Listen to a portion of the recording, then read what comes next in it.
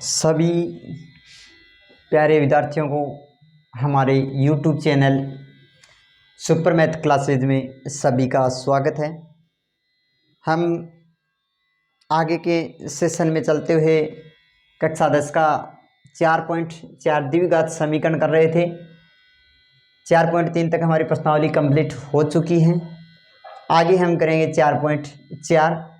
4.4 करेंगे और साथ में ही हम करेंगे पूर्ण वर्ग विधि। कौन सी विधि? पूर्ण वर्ग विधि। पूर्ण वर्ग विधि करेंगे। पूर्ण विधि के कुछ नियम। पूर्ण वर्ग विधि के नियम देखो। पूर्ण वर्ग विधि के नियम, आपको पहला काम ये करना है कि चर पद और अचर पद अलग अलग, चर पद और अचर पद, चर पद और अचर पद अलग अलग। कहने का मतलब x की जो राशि होगी वो एक तरफ, संख्या होगी केवल वो एक तरफ। पहला काम हमारा ये रहेगा। दूसरा काम, x स्क्वायर का गुणांक 1 होना चाहिए। x स्क्वायर का गुणांक 1 होना चाहिए। x स्क्वायर का गुणांक कितना होना चाहिए? 1 होना चाहिए। पहला पॉइंट, चर पद एक तरफ, अचर पद एक तरफ, यानी x की राशि एक तरफ और संख्या है वो एक तरफ। उसके बाद x स्क्वायर का गुणांक क्या होना चाहिए? 1 होना चाहिए। उसके बाद 3 नंबर हमारा पॉइंट होगा, जो x का गुणांक है, x के गुणांक का आधा, x के गुणांक का आधा और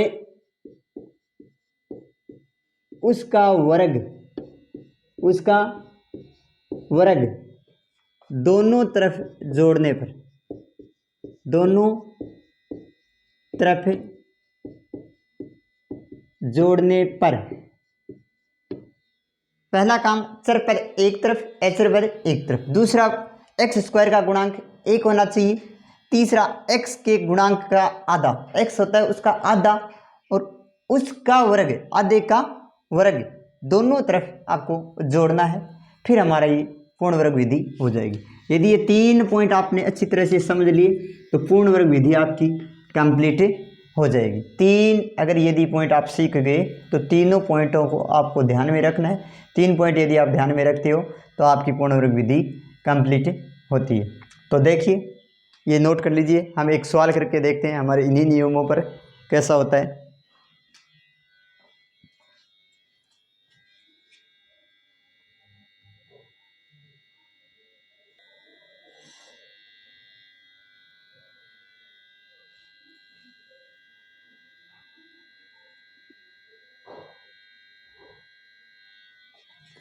सवाल दिया गया है 2x square minus 6x plus 3। इसमें हमें करनी है पूर्ण वर्ग विधि। क्या करनी है? पूर्ण वर्ग विधि। देखो, पूर्ण वर्ग विधि में हमारा क्या था? पहला पॉइंट हमारा ये था कि चर पद एक तरफ, अचर पद एक तरफ। पहला पॉइंट हमारा था चर पद एक तरफ, अचर पद एक तरफ। तो देखो, कहने का मतलब x का पद 2x स्क्वायर माइनस 6x, ये तो है बराबर, ये संख्या जो 3 थी वो इधर आने पर बराबर की इस साइड में आएगी तो प्लस है तो किसका हो जाएगा? माइनस। पहला काम हमारा कंप्लीट। दूसरा काम हमारा था x स्क्वायर का गुणांक 1 होना चाहिए। यहाँ क्या है? 2 है, 2 है तो इसका मतलब 2 का क्या करेंगे? भाग देंगे। तो 2 का भाग देने पर, 2 का भाग देने पर, 2 का भाग देते हैं तो क्या बचा? x स्क्वायर माइनस 6 में 2 का भाग देंगे तो क्या बचा? 3x बराबर, इसमें भाग देंगे तो 3/2। यहाँ तक कोई दिक्कत नहीं है। आगे देखो, आगे कह रखा था x के गुणांक का आधा, x ये था, इसका आधा, आधे का मतलब जानते हो x है हमारा, x का गुणांक कितना है? 3। इसका आधा, आधे मतलब बट्टा 2, दोनों तरफ जोड़ने पर यानी वर्ग जोड़ना है तो एक्स स्क्वायर माइनस 3x तो ऐसा कैसे, इसका आधा क्या था 3/2 का वर्ग बराबर -3/2 है प्लस 3/2 का वर्ग, इसका वर्ग हमें जोड़ना है। तो देखो अब देखो डायरेक्ट सवाल करते हैं, यहाँ से ये x लेते हैं, यहाँ से क्या लेते हैं x, और यहाँ से ये लेते हैं 3/2, 3/2, ये जो चिन्ह है वो चिन्ह लेते हैं माइनस का होल स्क्वायर, डायरेक्ट कर लो, यहाँ से x ले लो, यहाँ से 3/2 पूरे का होल स्क्वायर, चिन्ह यहाँ से लेना है, चिन्ह जो राशि है यहाँ देखो a माइनस बी का whole square, a minus b का होल स्क्वायर, देखो देखो ऐसी राशि a माइनस बी का सूत्र क्या होता है a का स्क्वायर यानी x का स्क्वायर हो गया प्लस b का स्क्वायर प्लस b का, b क्या था 3/2, 2 का स्क्वायर ये रहा, माइनस है -2 a इंटू ए एक्स और b कितना है 3/2, 2 से 2 कट गए, बताओ 3x आया यानी वो की वो राशि आ गई। इसका संक्षिप्त रूप क्या लिख दिया x माइनस 3/2 का होल स्क्वायर बराबर, यहाँ से करो -3/2 प्लस 3 का स्क्वायर 9/4। अब आपने यहाँ पर स्क्वायर नहीं खोला, 9/4 यहाँ पर कर लिया, लेकिन यहाँ पर इसीलिए नहीं किया कि हमारा ये सूत्र बन गया, इसलिए नहीं किया। तो यहाँ पर क्या लेते हैं लघुत्तम x माइनस 3/2 का होल स्क्वायर, और इसका लघुत्तम आया 4, 4 में 2 का भाग 2 बार, 2 को 3 से गुणा किया 9, सॉरी 9 को 2 बार, 2 को 3 से गुणा किया कितने आए 6, प्लस 4 में 4 का भाग 1, 9/4, 9 में से 6 गए 3/4, तो क्या आया बचा क्या हमारा, इधर तो बचा x माइनस 3/2 का होल स्क्वायर, और यहाँ पर बचा 3/4, यहाँ स्क्वायर है इधर ले जाएंगे तो क्या आएगा, स्क्वायर उठा देते हैं, क्या आएगा रूट x माइनस 3/2, 3/4 का रूट, और रूट में होगा तो प्लस और माइनस, रूट में होगा तो क्या आएगा प्लस और माइनस,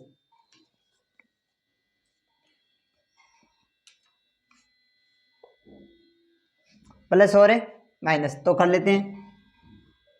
देखो एक बार प्लस लेते हैं एक बार माइनस, क्यों यहाँ पर दो राशि होगी रूट में होने पर, तो प्लस से लेने पर, प्लस से लेने पर यानी x माइनस 3/2 तो है ही, और यहाँ पर देखो रूट 3 हो गया और 4 का कितना आता है 2, तो ये संख्या इधर भेज देते हैं, क्या होगा x बराबर रूट 3/2 तो है ही, ये माइनस था क्या हो गया प्लस 3/2, क्या लिया लघुत्तम, लघुत्तम कितना आया 2, तो इसको ऐसा लिख सकता हूँ 3 प्लस रूट 3, ये हमारा आंसर हो गया। इसी प्रकार माइनस लेने पर, माइनस लेने पर माइनस लिया तो क्या आया x माइनस 3/2 तो है ही, और यहाँ पर क्या आएगा रूट 3/2, तो x बराबर क्या हुआ -3/2 तो है ही, और ये जाने पर क्या हुआ प्लस 3/2, क्या लिया लघुत्तम, लघुत्तम कितना आया 2, इसको ऐसे लिख सकते हैं 3√3, ये हमारा क्या हो गया उत्तर। इस प्रकार से ये है पूर्ण वर्ग विधि, नोट कर लीजिए।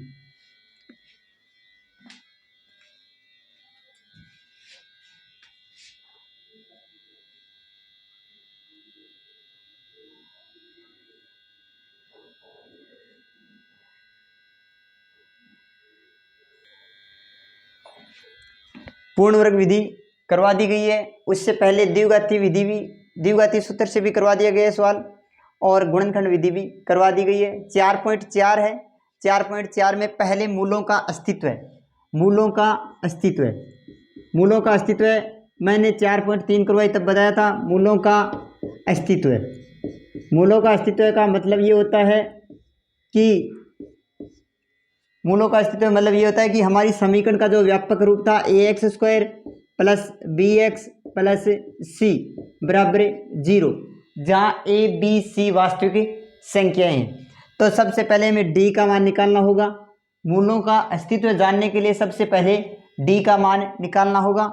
d का मान का सूत्र होता है d बराबर b² माइनस 4ac, ये कंडीशन होगी, ये सूत्र होगा डी बराबर बी स्क्वायर माइनस 4ac।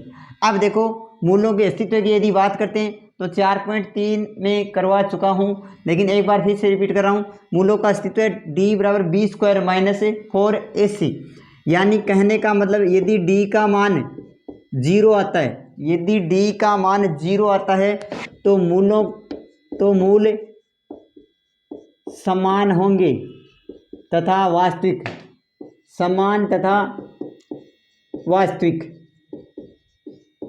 होंगे। और यदि ये मेरा करवाया हुआ है 4.3, पीछे के सेशन में आप देख सकते हो। डी बराबर यदि प्लस का मान आता है, डी बराबर पॉजिटिव, यदि डी की जो राशि है वो प्लस में आती है यानी 0 से बड़ी आती है तो मूल वास्तविक तथा भिन्न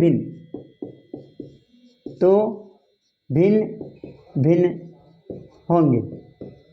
आया कुछ समझ में? डी का मान यदि 0 आता है तो दोनों मूल समान होंगे, वास्तविक होंगे। और यदि डी का मान पॉजिटिव आता है यानी प्लस में आता है तो वास्तविक तथा भिन्न प्राप्त होंगे। तीसरी कंडीशन, यदि डी का मान नेगेटिव हो तो, नेगेटिव का मतलब ऋणात्मक हो तो मूल काल्पनिक होंगे,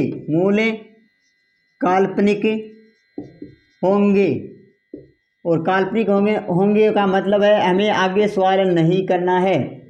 डी का यदि मान ऋणात्मक आता है तो हमें सवाल के नीचे यही लिखना है कि इसके मूल वास्तविक न होकर काल्पनिक होंगे। बस इसी तरह से हमारी 4.4 है, मूलों का अस्तित्व देखना है। यदि मूलों का अस्तित्व है तो आपको द्विघाती सूत्र, पूर्ण वर्ग विधि, गुणनखंड तीनों विधि लगा सकते हैं, कोई सी भी लगाओ। खास बात ये रहेगी कि द्विघाती सूत्र, पूर्ण वर्ग विधि,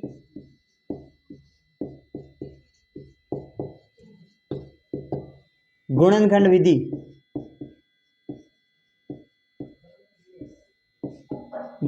विधि, तीनों से x का जो मान है या मूल है, तीनों विधियों से मूल समान प्राप्त होंगे। यानी अगर x का मान 4 आ रहा है तो तीनों विधियों में से x का मान 4 4 4 4 आएगा। यदि 6 6 आ रहा है तो 6 6 आएगा। कहने का मतलब समान मान प्राप्त होंगे। तो बता दिए है मूलों का अस्तित्व की यही शर्त है। यदि d का मान पॉजिटिव है तो मूल वास्तविक एवं भिन्न होंगे। यदि d का मान 0 है तो दोनों मूल समान होंगे। और यदि d का मान नेगेटिव है तो मूल क्या होंगे? काल्पनिक होंगे। ये शर्त नोट कर लीजिए। और यदि दो चीज़ आ रही है, या तो 0 या प्लस, तब हमें सवाल को आगे करना है। सवाल तीनों विधियों में से किसी भी विधि से कर सकते हो। अब पहले हम जांच करेंगे, उसके बाद सवाल हल करेंगे। और यदि सवाल जांच करने के बाद मूलों का अस्तित्व है तो हम करेंगे पूर्ण वर्ग विधि से, क्योंकि द्विघाती गुणनखंड करवा चुके हैं। तो लिख लीजिए।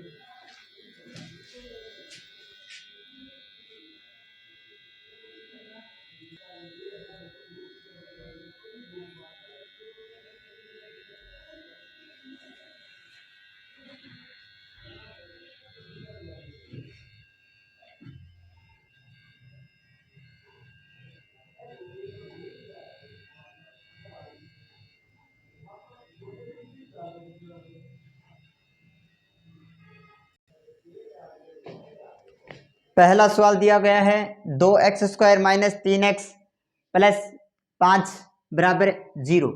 इसमें मूलों की जांच करनी है और बताना है कि मूलों का वास्तविक है या नहीं है। तो देखो 2x² माइनस 3x प्लस 5 तो हमारी समीकरण का व्यापक रूप है।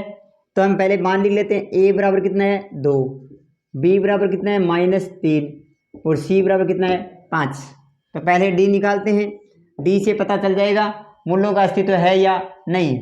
तो देखो d बराबर b² माइनस 4ac, b का मान था -3 का स्क्वायर -4 गुणा 2 गुणा 5, 3 का स्क्वायर कितना होता है?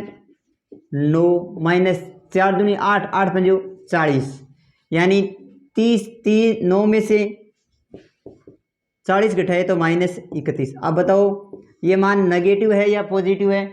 नेगेटिव यानी ऋणात्मक है, तो मूल काल्पनिक होंगे। तो मूल काल्पनिक होंगे या फिर मूलों का अस्तित्व नहीं है, मूलों का अस्तित्व नहीं है। That's all. इस तरह से आपको सवाल करना है। उसके बाद मैंने शुरुआत में जो सवाल कराया था पूर्ण वर्ग विधि से, वो इसी का सवाल था, सवाल नंबर 3। तो आप कर लीजिए।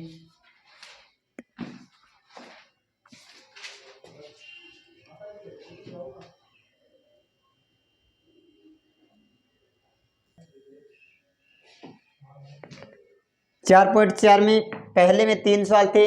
पहला मैंने करवा दिया, पहले मूलों का अस्तित्व देखना है, मूलों का अस्तित्व है या नहीं है, और यदि मूलों का अस्तित्व है तो आगे तीनों विधि हैं आपके पास, तीनों में से आप किसी भी विधि का यूज कर सकते हो। उसके बाद सवाल नंबर 2 कह रखा है, सवाल में प्रत्येक द्विघात समीकरण, इस द्विघात समीकरण के मूल, दोनों मूल बराबर हैं, दोनों मूल बराबर हैं, खुद ने दे रखा है दोनों मूल बराबर, और दोनों मूल बराबर किस सूत्र में, किस स्थिति में होते थे? हम जानते हैं कि d बराबर 0, d बराबर 0, क्योंकि खुद दिया हुआ है कि दोनों मूल क्या हैं? समान है। और समान किस स्थिति में आते हैं? d का मान यदि 0 आता है तो दोनों मूल समान होते हैं, अन्यथा नहीं होते हैं। तो d बराबर 0, तो d का सूत्र क्या था? d बराबर b² - 4ac। तो a b c का मान रख लेते हैं। यहाँ पर देखो a बराबर क्या है? 2, b बराबर क्या है? k, और c बराबर क्या है? 3। क्यों? यहाँ क्या कैसे है? देखो हमारी द्विघात समीकरण क्या थी? ax² + bx + c। a का मान ये रहा, b का मान ये रहा, और c है ही। तो देखो मान रख लेते हैं। d का मान क्या था? 0, d का मान 0 बराबर b की जगह k² - 4 गुणा a की जगह 2, c की जगह 3, 0 बराबर k² - 6, 4 दूनी 8, 8 3 24। सभी जो ज्ञात करना वो एक तरफ और संख्या एक तरफ। k² बराबर 24। हमें क्या ज्ञात करना है? k ज्ञात करना है। यहाँ है स्क्वायर, स्क्वायर हटाएंगे तो क्या लगेगा? दूसरी तरफ रूट लगेगा। तो k बराबर 24 का रूट। और मैंने बताया था यदि कोई रूट में संख्या है, तो संख्या यदि है तो रूट में है तो वो संख्या प्लस और माइनस में बाहर आएगी। अब 24 का रूट कैसे करोगे? रूट का निकालना और बताता हूँ आपको। देखो 24 गुणनखंड करते हैं, 2 का भाग दिया 12, 2 का दिया 6, 2 का दिया 3, 3 का दिया 1। यदि इसमें जो जोड़ा बन रहा है वो संख्या तो रूट से बाहर है, और जो जोड़ा नहीं बनेगा वो बाहर अंदर रूट के रहेगा।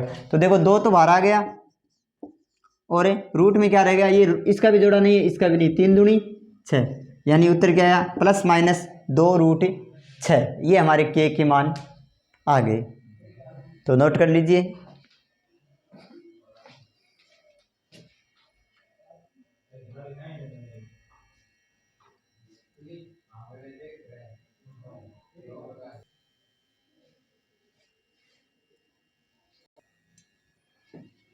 सवाल दिया गया है kx कोष्टक x-2 + 6, इसको हल करना है, k का मान निकालना है।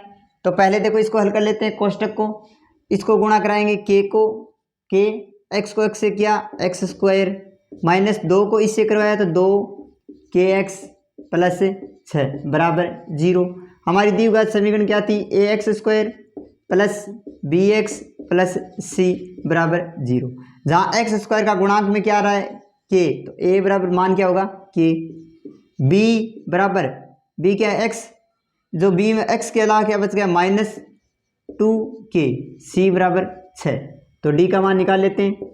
d बराबर b² - 4ac, और d का मान दोनों मूल समान है तो d का मान 0, b की जगह -2k का स्क्वायर -4, a की जगह k और c की जगह 6।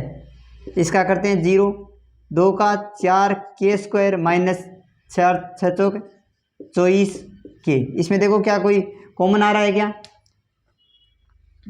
कोई चीज़ कॉमन आ रही है क्या, देखो इसमें 4k कॉमन आ रहा है, तो 0 बराबर 4k, 4k कॉमन लिया तो क्या बचा k माइनस 6 चौक 24। तो एक बार तो इसके बराबर 0 कर लेते हैं, यानी 4k बराबर 0, तो k बराबर क्या आया 0। एक बार k माइनस 6 बराबर 0, तो k बराबर क्या होगा 6, क्योंकि माइनस था, इधर आने पर प्लस।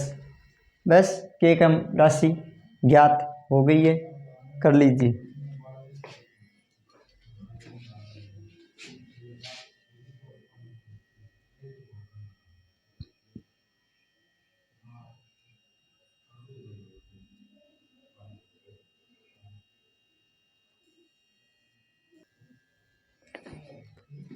सवाल नंबर 3 हम करते हैं। सवाल 3 में देखो दिया हुआ क्या है, सवाल 3 में कहा गया है क्या एक ऐसी आम की बगियां बनाना संभव है जिसकी चौड़ाई लंबाई से दुगुनी हो, चौड़ाई लंबाई से दुगुनी हो तथा क्षेत्रफल 800 हो।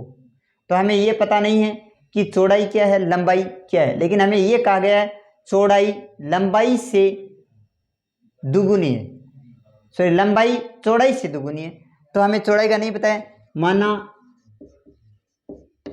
बगिया की चौड़ाई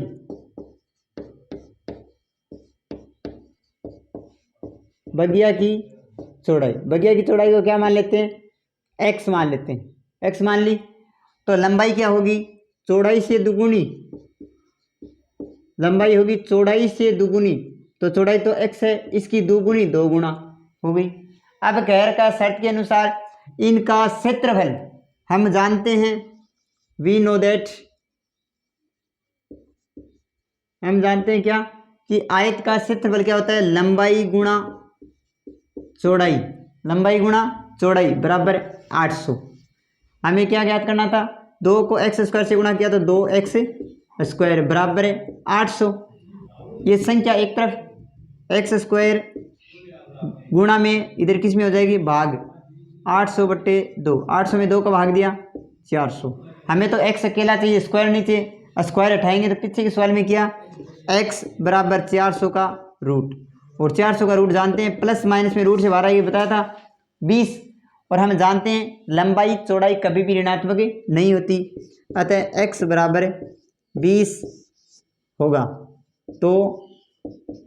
तो लंबाई कितनी हुई, सॉरी तो चौड़ाई x था, चौड़ाई बराबर 20 मीटर।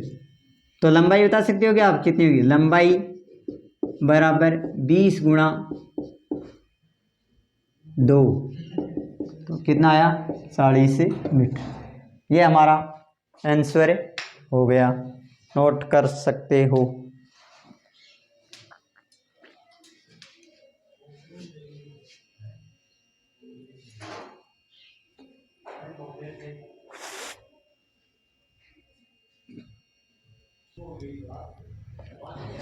सवाल नंबर 4,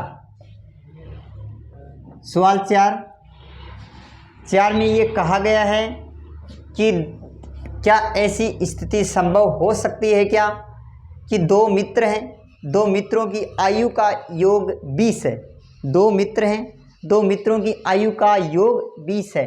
तो हमें पता नहीं आयु कितनी है, माना पहले की आयु x, माना पहले मित्र की आयु,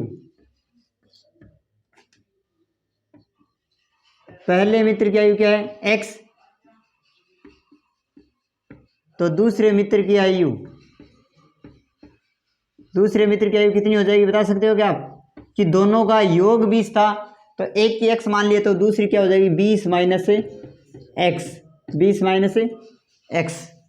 अब कह रखा है 4 वर्ष पूर्व, क्या 4 वर्ष पूर्व, तो 4 वर्ष पूर्व दोनों की होगी, 4 वर्ष पूर्व आयु, 4 वर्ष पूर्व है, जब पहले की कितनी हो जाएगी, पहले मित्र की, पहले मित्र की आयु 4 वर्ष पहले, यानी जो वर्तमान में है, पहले मित्र की वर्तमान में हमने x माने, पहले मित्र की वर्तमान आयु है भाई, वर्तमान आयु x तो 4 वर्ष पहले क्या हो जाएगा x माइनस 4। इसी प्रकार दूसरे मित्र की भी 4 वर्ष पहले, दूसरे मित्र की 4 वर्ष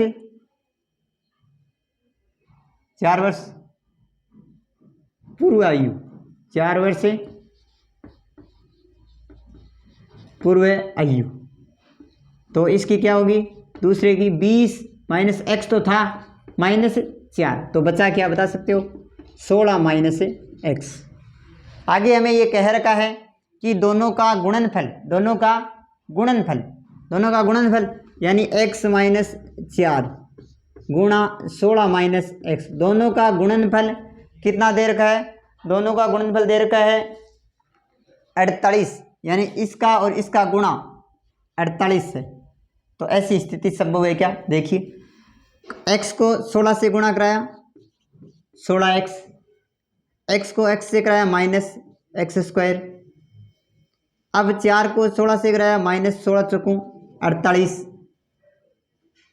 सॉरी 16 चौकू 64, और 4 को x से कराया माइनस प्लस 4x बराबर 48। सभी संख्याएं एक तरफ करते हैं तो -x² पहले लिखा, 16 और 4 20,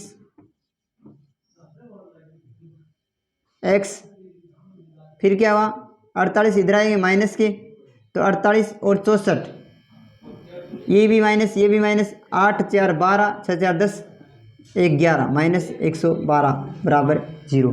माइनस का भाग दे देंगे तो x² माइनस 20x प्लस 112 बराबर 0। अब पहले हम जांच करते हैं कि स्थिति संभव है या नहीं है। इसके लिए हम क्या निकालेंगे, d निकालेंगे। d का सूत्र था d बराबर b² माइनस 4ac, तो d बराबर b का मान देखो क्या है 20 माइनस 20 का स्क्वायर 4 गुणा a का मान नहीं है 1 गुणा c का मान 112, 20 का स्क्वायर हम जानते हैं 400 माइनस 12 को इससे किया 112 को 4 दूनी 8 4 4। अब बताओ घटाएंगे 400 में से 448 घटाएंगे तो d बराबर माइनस के 48, और मैंने बताया था यदि d का मान नेगेटिव आता है तो स्थिति संभव नहीं है। d का मान नेगेटिव आने पर मूल काल्पनिक होंगे या उसके कोई अस्तित्व नहीं है, अतः ऐसी स्थिति संभव नहीं है, अतः ऐसी स्थिति संभव नहीं है।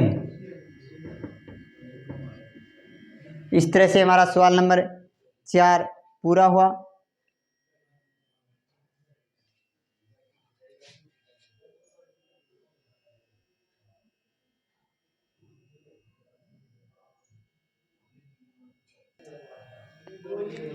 सवाल नंबर है 5, सवाल 5 है लास्ट।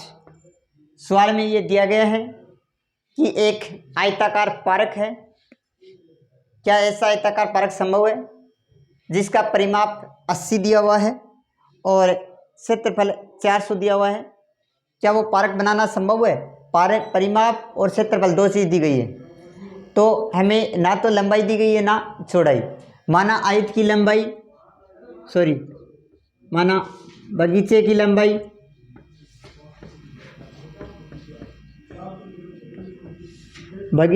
को क्या मान लिया x, तो बगीचे की चौड़ाई क्या होगी। अब 2x तो हो नहीं सकती क्योंकि दुगुना तो बताया नहीं है, उसने बताया नहीं कुछ, तो ये क्या मान लेंगे y। अब हम जानते हैं बगीचा कैसा है, आयताकार, तो आयत का परिमाप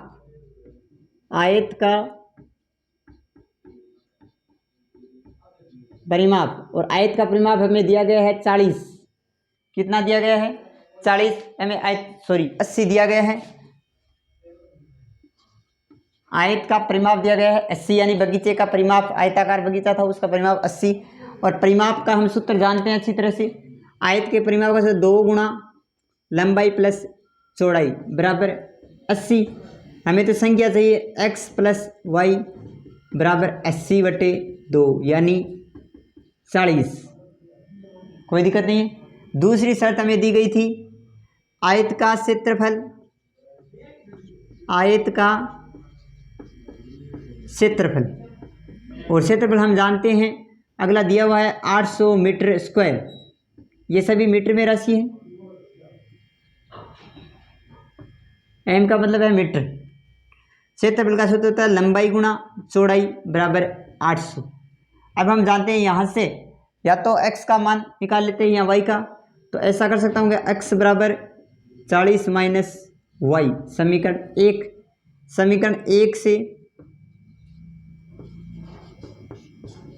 एक से मान रखने पर, मान रखते हैं तो x की जगह मान रखा 40 माइनस वाई, वाई की जगह y बराबर 800, तो क्या हो जाएगा, गुणा करवा देते हैं, 40y माइनस वाई स्क्वायर, और ये इधर आएगा तो माइनस 800 बराबर 0। तो एक बार क्रमवाइज लिख लेते हैं, वाई स्क्वायर प्लस 40y 800 बराबर 0। वाई स्क्वायर माइनस का है तो क्या हो जाएगा, प्लस 800 बराबर 0। ये बन गई हमारी द्विघात समीकरण। इससे हम किसका मान निकाल लेंगे, y का मान निकाल लेंगे। अब चाहे इसमें आप पूर्ण वर्ग विधि करो या द्विघाती सूत्र करो या गुणनखंड करो, आपको y का मान निकालना है। y का मान निकालोगे तो y का मान यहाँ से घटाएंगे समीकरण एक से, तो किसका मान आ जाएगा, x का। अब आपको ये सवाल आगे खुद को करना है। इसी तरह से हमारी प्रश्नावली नंबर 4 कंप्लीट हुई, चौथी हमारी कंप्लीट हो चुकी है पूरी। आपको ये प्रश्नावली अच्छी तरह से कर लेना, और 8वीं हमारी प्रश्नावली हो चुकी है, और ज़्यादा से ज़्यादा सभी छात्रों को बताएं, एक दूसरे को जोड़ने का प्रयास करें। लाइक सब्सक्राइब कमेंट करके ज़रूर बताएं कैसी प्रश्नावली रही आपकी, समझने में आई या नहीं आई। तो जो भी आपकी राय वगैरह हो वो कमेंट बॉक्स में ज़रूर दें। जय हिंद, जय भारत।